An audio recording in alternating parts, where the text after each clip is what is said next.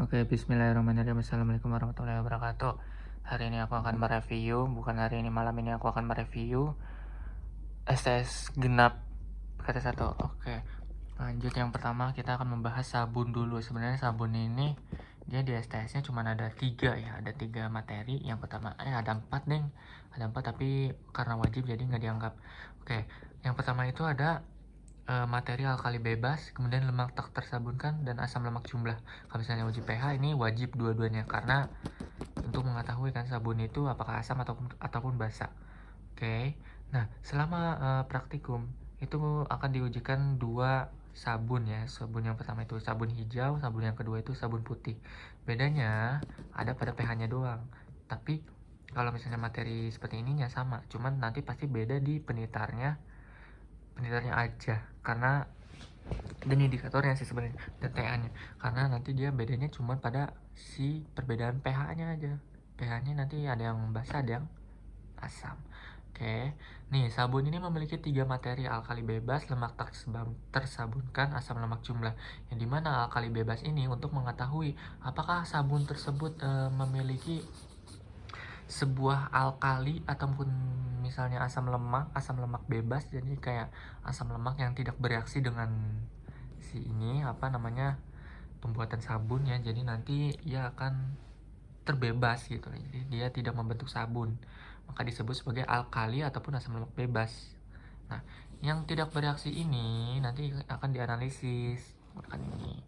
Kalau misalnya basa itu akan membentuk sabun, maka asam akan menguraikan sabun. Nih, begini reaksinya. Yang pertama, alkali bebas. Untuk menganalisis asam lemak yang tidak bereaksi dengan basa. Oke. Nih, NaOH akan bereaksi dengan HCl membentuk NaCl. Ini untuk alkali, karena alkali itu adalah basa. Sehingga nanti kalau misalnya kalau si alkali ini berarti dia kesimpulannya adalah dia berhasil menyabunkan seluruh asam lemak, tapi ada basanya yang tertinggal, sehingga nanti basanya kalau misalnya kita pakai dalam sabun, maka nanti si basanya akan mengiritasi kulit kita. Jadi kita nggak boleh ini sebenarnya. Kalau misalnya nggak boleh, maka kita analisis. Namanya adalah alkali bebas. Kemudian yang selanjutnya itu adalah asam lemak bebas. Kalau misalnya asam lemak bebas, berarti nanti dia sabunnya akan bersifat asam. Inilah yang kita sering gunakan di sabun mandi kita, asam lemak. Maksudnya sabun asam ya. Nah, nanti asam lemak yang tidak bereaksi kemudian akan disabunkan oleh NaOH sehingga nanti akan membentuk ini sabun. Sabunnya akan memadat ya. Kenapa? Karena digunakan NaOH. Kalau misalnya pakai NaOH itu dia lebih cenderung untuk memadat. Kalau misalnya pakai KOH dia lebih cenderung untuk mencair. Jadi sabun cair. Kalau misalnya NaOH dia jadinya sabun padat. Nah, kenapa nggak pakai KOH aja? Ya karena kalau misalnya pakai KOH nanti dia akan terlalu encer. Cuman dari Na dan K itu lebih reaktif yang hilina K. Nah, maka pakai Na lah. Sehingga nanti dia akan membentuk sabun yang padat.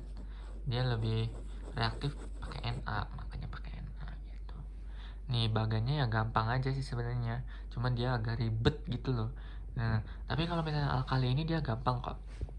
Caranya ya, pertama ditimbang 10 gram itu ya sebagai perwakilan yang mewakili sabun. Nanti sabunnya digerus dulu ya, jangan lupa digerus dulu, nanti ditimbang menggunakan kertas minyak. Kenapa menggunakan kertas minyak? Karena kalau misalnya di kaca arloji, maka ia akan menempel, sehingga nanti kalau misalnya menempel akan ada kesalahan negatif, tidak mewakili. Tuh. Nah, kenapa bukan tidak mewakili? Jadi nanti kalau misalnya bobotnya segitu dan yang dimasukkannya tidak segitu, maka itulah kesalahan negatifnya di situ. Nah, kemudian nanti di kertas minyak ini dimasukkan seluruhnya ke dalam Erlenmeyer asah. Harus Erlenmeyer asah dari awal. Kenapa harus dari awal? Karena kita akan melakukan reflux. Reflux itu berfungsi sebagai penyempurnaan pelarutan alkohol netral. Nih, terus selanjutnya ditambahkan 50 ml alkohol netral. Kenapa harus netral ya? Karena kita ingin mentitrasinya dengan NaOH. Kalau misalnya tidak netral, maka akan ada kesalahan positif ataupun negatif dari alkoholnya, sehingga nanti pH-nya, volumenya akan berubah. Tuh. Kemudian ditambahkan indikator PP, karena nanti dia akan bereaksi dengan NaOH kan, jadi dia nanti suasananya basah. Kalau misalnya basah, cocoknya pakai indikator PP. Kemudian ditambahkan batu didih untuk melakukan reflux 30 menit untuk melarutkan si alkohol netral ini. Alkohol netral nanti akan melarutkan si asam lemak bebas. Kemudian nanti asam lemak bebas tersebut akan berbentuk cairan yang akan dititrasi oleh NaOH. Nah, asam lemak bebas kemudian nanti akan dilarutkan oleh alkohol netral sehingga nanti dia berbentuk larutan. Kemudian nanti larutan tersebut akan bertemu NaOH terjadilah penyabunan di sini. Nanti jadi volume NaOH-nya berkurang sehingga nanti titrannya banyak gitu, volume lah jadinya. Nah, terus ini ke sini. Nih, kalau misalnya kita menggunakan metode titrasi, maka kita hitungannya juga pakai titrasi. Volume kali normalitas kali BST yang dicari adalah asam lemak bebas, kemudian dikali Fp. Karena di sini Fp-nya nggak ada, maka Fp-nya dianggap 1. BST asam lemak bebas itu adalah 282.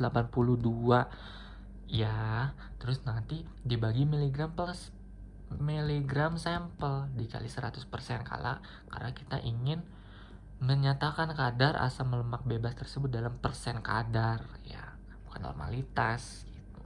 Kalau misalnya pengen dikali pengen miligram per kilogram, maka dikali bawahnya dibagi kilogram sampel, terus nanti di sini dikali miligram rata-rata. Oke, yang selanjutnya pengujian sabun itu ada lemak tak tersabunkan. Ini kita definisinya dulu nih, lemak tak tersabunkan. Lemak tak tersabunkan itu apa?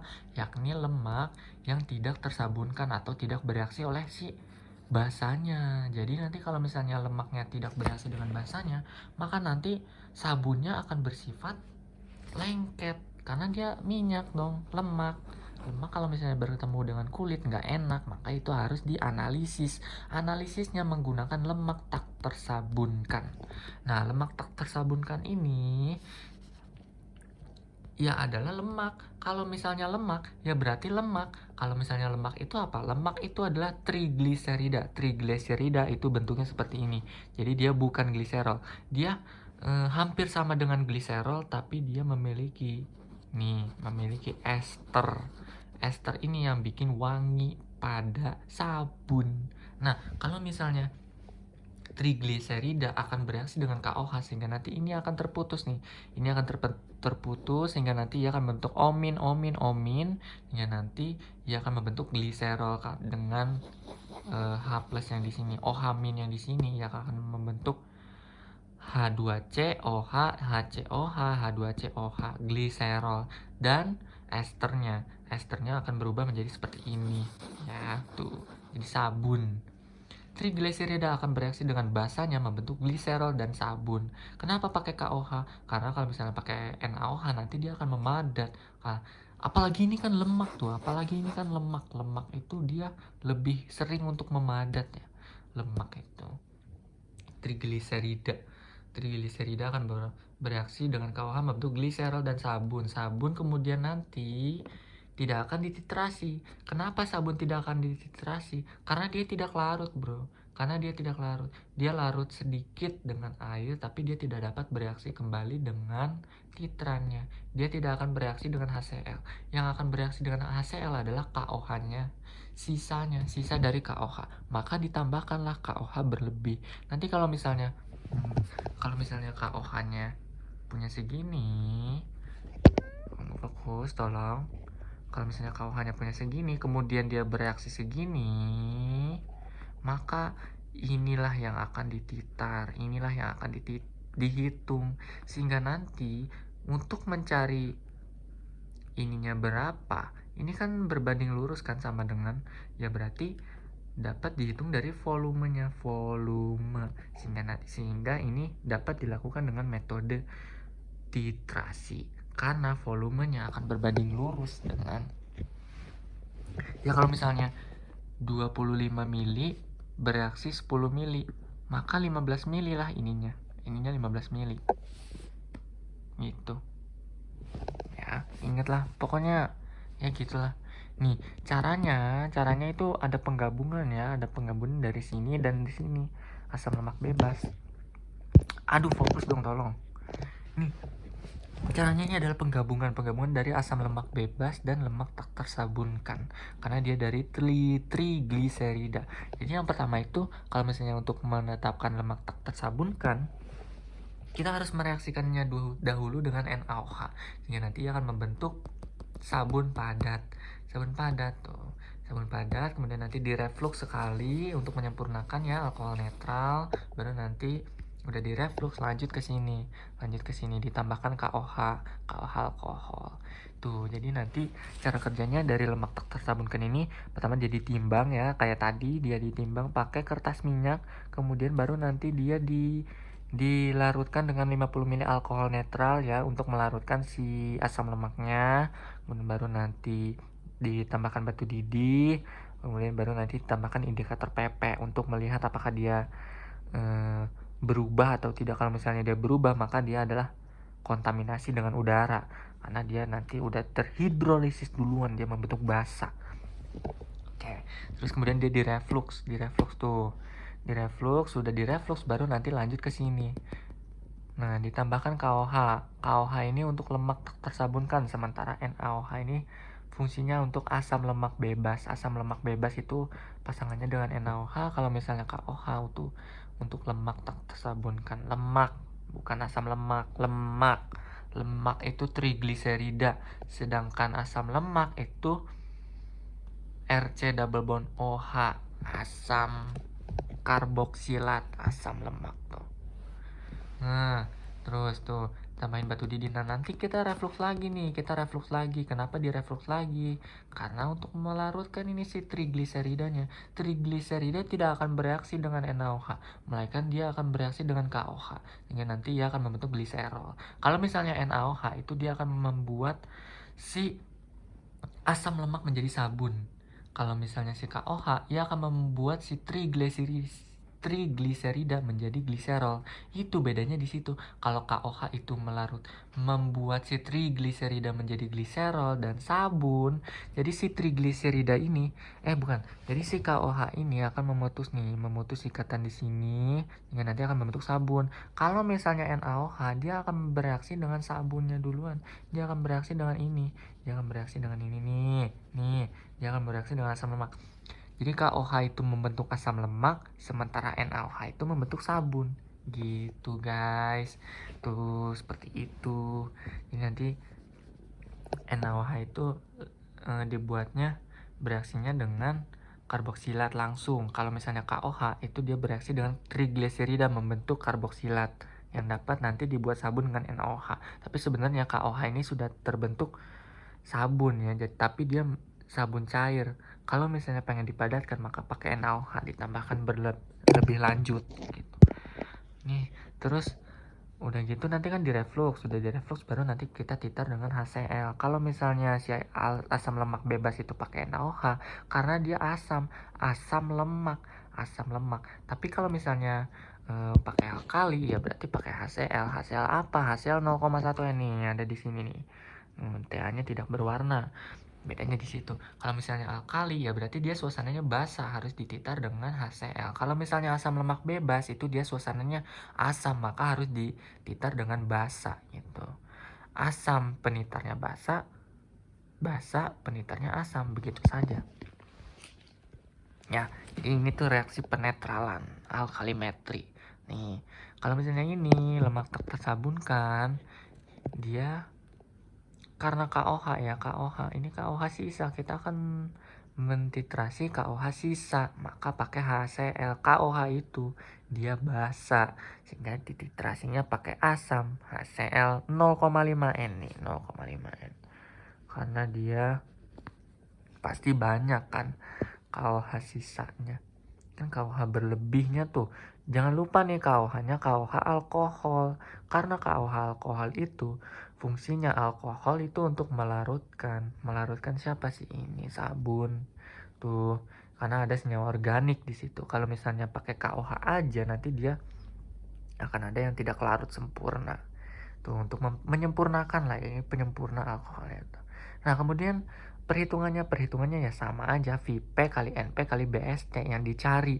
Cuman karena ada blanko, maka kita pakai VB min VP. Nah kenapa di sini bisa ada blanko? Karena dari reaksinya saja sudah ini ya, lihat. Kalau misalnya KOH-nya ditambahkan berlebih terukur sehingga nanti akan memiliki sisanya yang bereaksi dengan ya penitarnya, sisanya yang dihitung. Kita ini jadi kayak ini kan terbelah ya, kita pengen utuhnya gitu loh, jadi makanya dipakai blanko karena ada selisih di keduanya. Selisih kita ingin tahu berapa ininya, maka kita harus mengetahui utuhnya berapa sehingga nanti dikurang ini sama bereaksi sehingga didapatkanlah kadarnya segini gitu. Dikurang ini maka akan mendapatkan yang ini gitu ya. Jadi kayak untuk mengetahui berapa ada si ininya, ada si lemak tak tersabunkannya, maka dia pakai blanko untuk mengetahui, untuk melihat selisihnya. Kalau misalnya utuh dikurang sama yang bereaksi ini, maka kita akan tahu ininya. Kenapa? Karena utuh dikurang sisanya itu. Ya nanti kita tahu itu berbanding lurus guys. Tuh. Oke ya, udah ya nih.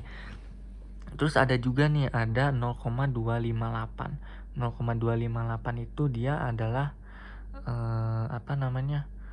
faktor pengkali lemak. Tuh dikali 0,258. Kenapa dia dikali 0,258? Karena dia berlanjut dari sini. Tuh, dari asam lemak bebas dia berlanjut. Oke. Terus yang ketiga nih. Yang ketiga ada asam lemak jumlah. Kalau misalnya tadi asam lemak saja, asam lemak bebas. Nah, kita ingin mengetahui nih sekarang nih asam lemak jumlahnya berapa? Berapa jumlah dari kedua ini? Dari kedua ini tuh ada berapa? Ini ada dua cara. Yang pertama ada cara Kasia, yakni menggunakan pembacaan lemak. Terus yang kedua itu adalah cara kocok, di mana dia melakukan ekstraksi. Kalau misalnya cara Kasia ini sedikit lebih mudah daripada cara kocok. Kenapa? Karena dia tidak melibatkan ekstraksi itu pakai gravimetri guys. Jadi dia cara Kasia ini lebih mudah. Cara Kasia itu nanti dia reaksinya akan seperti ini. Sabun akan bereaksi dengan air dalam suasana asam, akan membentuk ke asam karboksilat, asam lemak ya, asam lemak bebas dan NaOH di sini. Asam lemak bebas ini tidak akan larut dalam air, makanya dia pakai air. Karena kita tujuannya untuk membaca volume volume asam lemak bebasnya, makanya dipakai air. Kalau misalnya pakai alkohol ya dia larut, kita tidak akan bisa membaca volume ini, sehingga maka digunakan air dalam suasana asam. Kenapa dalam suasana asam? Ya karena untuk reverse engineering si sabun ini. Kalau misalnya basa itu dia menyabunkan, kalau misalnya asam itu reverse-nya dari sabun ke asam lemak gitu. Nanti ini akan terbentuk di labu Kasia dalam asam lemak yang tidak larut dengan air. Oke. Nih, jadi cara kerjanya seperti ini. Yang pertama kalian panaskan air dulu. Kenapa? Air ini akan berguna untuk melarutkan si sabun, untuk menghidrolisis si sabun, membentuk asam lemak bebas. Tuh. Jadi kalian panaskan dulu si air, kemudian nanti kalian timbang 15 gram sampel di piala gelas. Kenapa di piala gelas? Karena nanti kita akan ditaruh di hot plate. Nah, setelah di piala gelas sudah ditimbang nih 15 gram, ini cara aku itu 15 gram kurang lebih, jadi dia mewakili banget lah. Terus ditambahkan 15 ml nih, 15 ml sih air panasnya 15 ml. Pakai gelas ukur juga bisa, ini boleh, tapi jangan digujur langsung. Kenapa? Karena dia tidak teliti. Nah, kalau misalnya HCl 25%, dia pakai gelas ukur, harus ya pakai gelas ukur karena dia harus terukur. Tidak usah terlalu terukur, tapi dia terukur saja. Ini biar nggak terbanyak. Nah ini pakai indikator SM. Kenapa indikator SM? Karena dia pH-nya berada di kisaran, oh bukan, iya, karena dia pH-nya berada di kisaran sangat asam 3-4. 3-4 itu pH-nya SM. Kalau misalnya pakai MM dia 4-5. 4-5 itu MM. Sedangkan kita pakainya asam klorida 25% pekat. Makanya kita pakai SM karena dia suasananya pekatnya asam. Pekatnya asam itu sangat asam lah pokoknya. Jadi makanya pakai SM karena dia lebih asam daripada MM. Tuh ada HCl. Nah, baru nanti dilarutkan di hot plate. Di hot plate ini untuk mempercepat reaksi si H+ ke reverse engineering ke si sabunnya. Nah, nanti pakai hot plate sehingga nanti asamnya akan bergerak lebih cepat, sehingga nanti pembentukan ininya akan lebih cepat, sehingga nanti reaksinya lebih cepat. Tuh nanti akan terbentuk asam lemak bebas di sini ya gitu. Sampai terbentuk 2 lapisan. Kalau misalnya itu sudah terbentuk 2 lapisan, maka dia tandanya sudah sempurna, sudah reverse engineeringnya sudah berhasil ya tuh. Nah selanjutnya kalau misalnya udah seperti ini, maka kita masukkan ke labu kasia. Nah bilasnya juga dengan air panas. Kenapa dengan air panas? Untuk menyempurnakan. Jadi kayak misalnya yang asam ini, kalau misalnya belum bereaksi, maka dia akan disempurnakan dengan air panas. Di sini dia dibilasnya dengan air panas. Karena nanti semua yang di PG ini sudah masuk ke sini, maka ini kan masih ada sisa sedikit banget ya. Kalau misalnya sisa sedikit banget terus ditambahkan air panas, ya maka kalah dia. Nanti dia akan bereaksi lebih cepat, tidak ada yang menghalangi gitu. Lebih banyak dia luas permukaannya. Terus dia nanti masuk ke sini nih labu kasia terus ditambahin sampai nih. Misalnya ini labu kasia nih, aduh ini kenapa sih nggak fokus gitu loh, aneh. Nih ini labu kasia nih, nih seperti ini kan ini ada ini ya nih. Terus nanti kan dia kan segini ya. Nah terus nanti kalian tambahkan nih, ini kan ada 2 lapisan. 2 lapisannya ini sampai berada di antara skala labu kasia. Misalnya seperti ini. Nih, ini boleh. Tapi di sini nggak boleh. Kenapa? Karena nanti kalau misalnya dia dipanaskan, ia akan terbentuk bukan H2.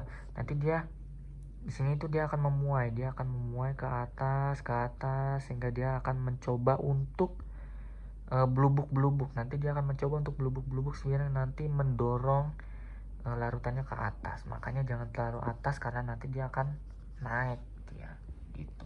Pokoknya yang paling bawah itu nggak apa-apa lah tuh gitu.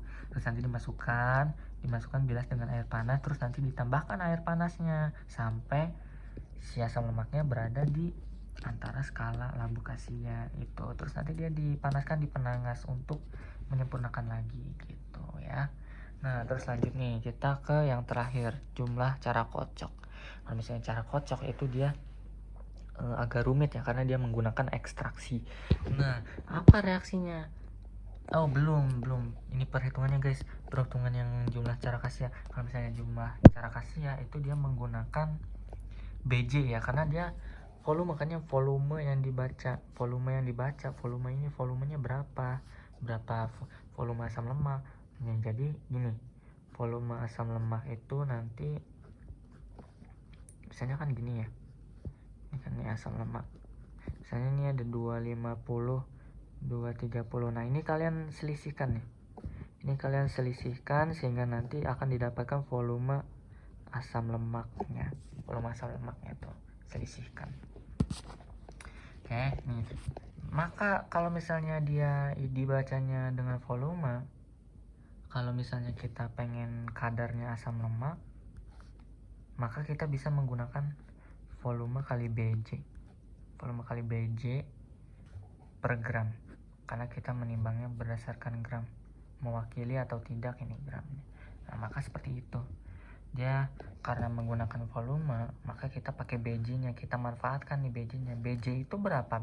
BJ itu kan gram per liter ya, gram per liter deh kalau nggak salah, gram per sentimeter kubik, gram per sentimeter kubik. Kalau misalnya volume dalam apa dia, dalam mili, terus nanti dia dikali gram per sentimeter kubik, maka nih ia akan tercoret nih dengan nanti menyisakan gram kali 100%.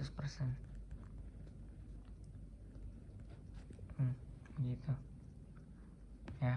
Ini kalau misalnya dibalik, gram per cm kubik dikali gram, ini dia kuadrat dong tuh. Pokoknya dia volume kali BJ, kita manfaatkan BJ nya per gram sampel kali 100 karena kita pengen kadar tuh. Cara Cassia karena dia pakai volume.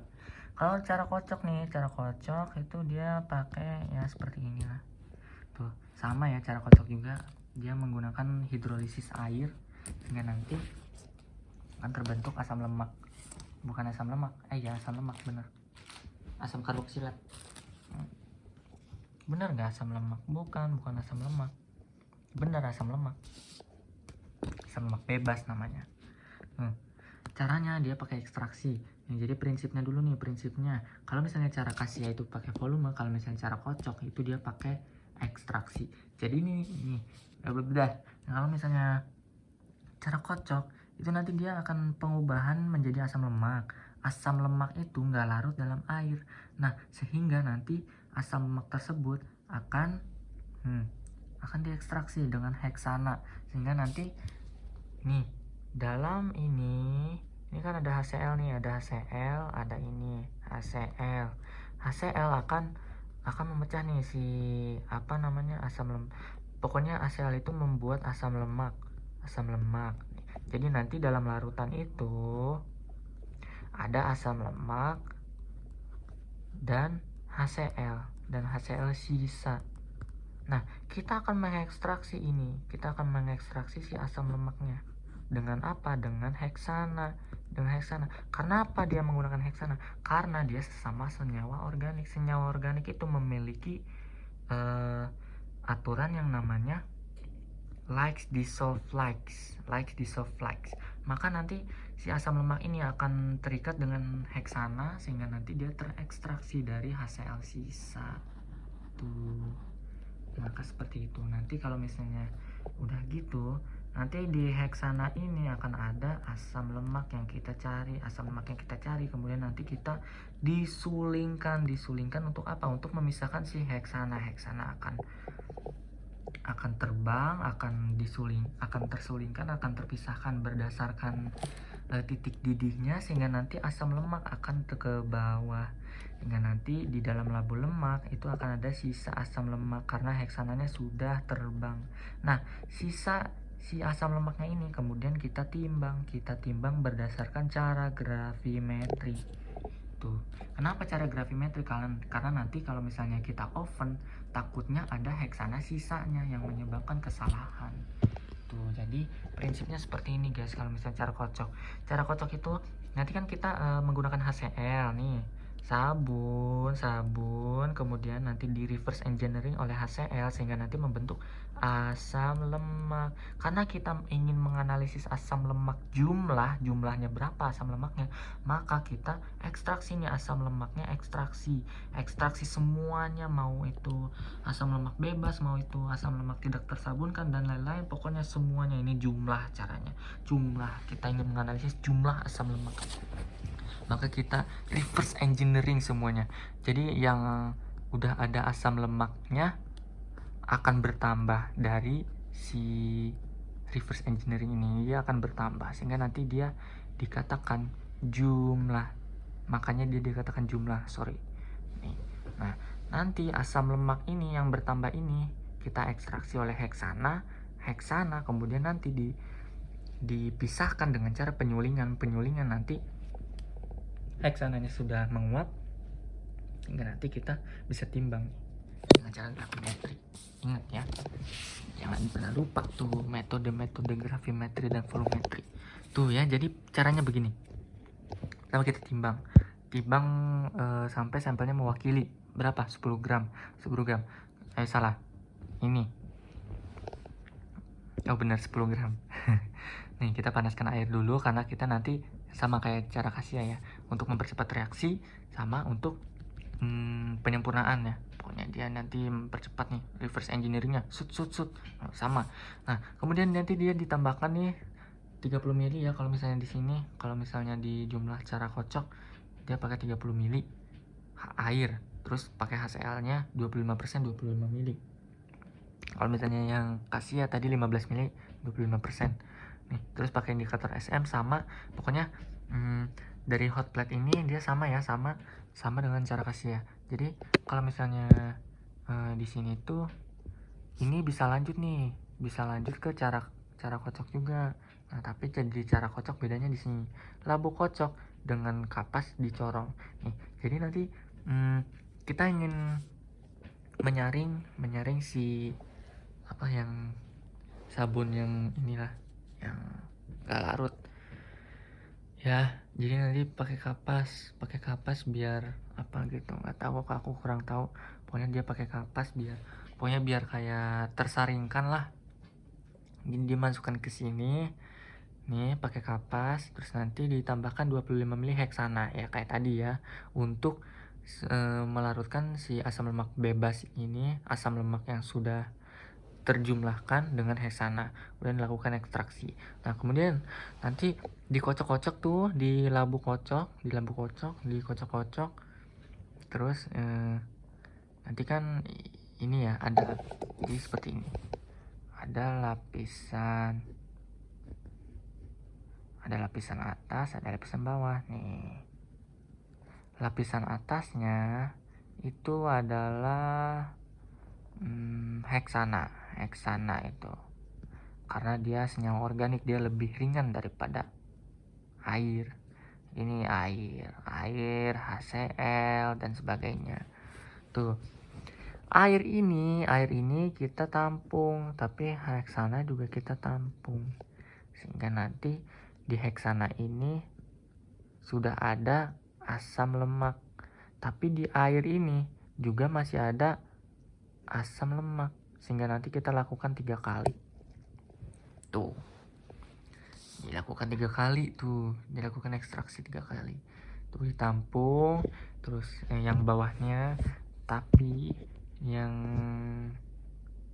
heksana ditampung, ekstraksi kembali, cuci heksana ini maksudnya dia untuk menghilangkan HCl-nya gitu, untuk mengencerkan, karena dia 25% pekat bro, dia ingin mengencerkan ke HCl 0,001% lagi gitu, makanya dia lamanya di situ karena dia pekat bro. Tuh, ekstraksi kembali larutan bawah itu berarti dia airnya ini, karena untuk menyempurnakan atau untuk biar memastikan bahwa si asam lemaknya ini sudah ada di heksana semua, makanya larutan bawahnya yang diekstraksi kembali, bukan larutan atasnya. Kayak kalau misalnya larutan atasnya ya ngapain, orang udah ada asam lemaknya, nggak guna gitu. Airnya yang diekstraksi kembali 3 kali tuh, heksana baru, jangan heksana lama. Kalau misalnya heksana lama ya nanti ia akan lepas kembali, ia akan berikatan dengan air kembali, jangan ya. Nah terus cuci heksananya tadi cuci ya, untuk mengencerkan si HCl ya, karena nanti dia pasti suasana asam bro. H+nya ini akan berikatan sama ini nih ya, nanti ini di sini H+nya. Oke, kita encerkan, cuci heksana dengan tangan sampai bebas asam ya. Biru tetap biru pak, maksudnya apa ini? Biru tetap biru itu dia itu pakai lakmus biru. Kenapa pakai lakmus biru? Karena kalau misalnya lakmus asam ya, kalau misalnya masih asam ya gimana mau kelihatan orang asam kok.